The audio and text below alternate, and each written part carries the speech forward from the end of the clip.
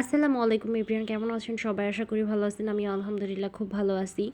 তো আজকে হলো যে বানাবো হলো যে কাঁঠালের পোয়া পিঠা।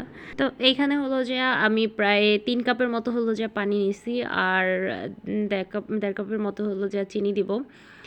তো এইখানে হলো যে আমি পানিটা হলো যে একটু বলক করে নিব, আর চিনিটা হলো যে কম বেশি করে নিতে পারেন, কারণ হলো যে চিনিটা হলো যে আপনাদের পছন্দ মতো।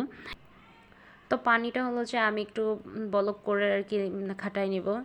তো আপনারা চাইলে হলো যে এখানে পানির পরিবর্তে হলো যে দুধও দিতে পারেন। তো এখানে হলো যে আমি আর কি পানিটা ইউজ করছি।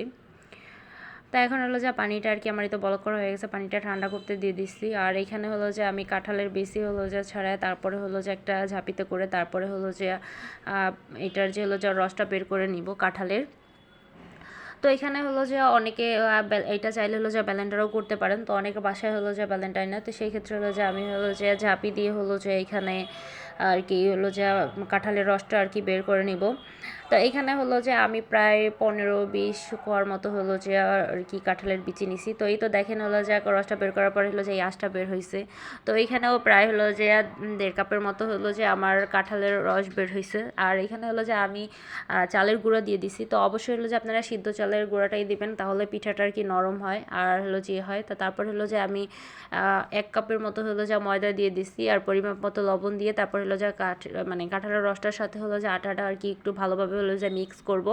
আমি কিন্তু এখানে দেখেন যে আগেই হলো যে পানি দেই নাই।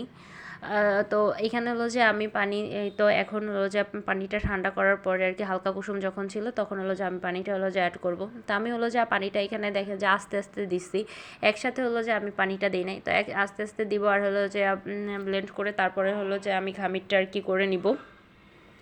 তো এইভাবে আর কি কমেন্ট করে জানাবেন যে আপনারা কে কে হলো যে এই কাঁঠালের পোয়া পিঠাটা আর কি খাইছেন।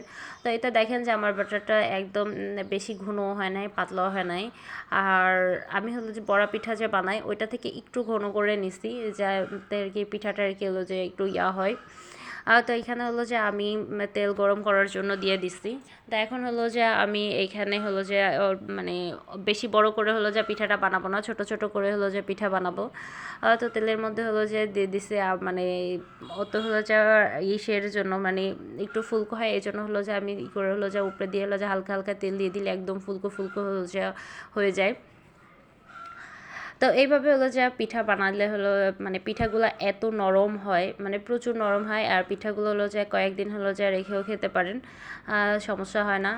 আর পিঠাটা হলো যে একদম তুলতুলে নরমের মতো হয়ে যায়, বাইরে মানে ভিতরটা থাকে না।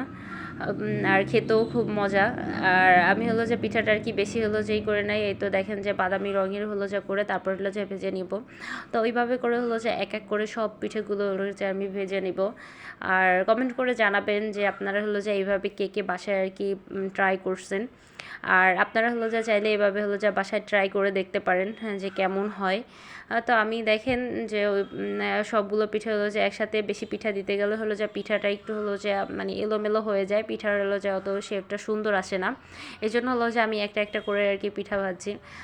তো এইভাবে করে হলো যে আমি সবগুলো পিঠাই আর কি ভেজে নিব। তারপর এই তো আমার আর কি সবগুলো পিঠে আর কি ভাজা হয়ে গেছে।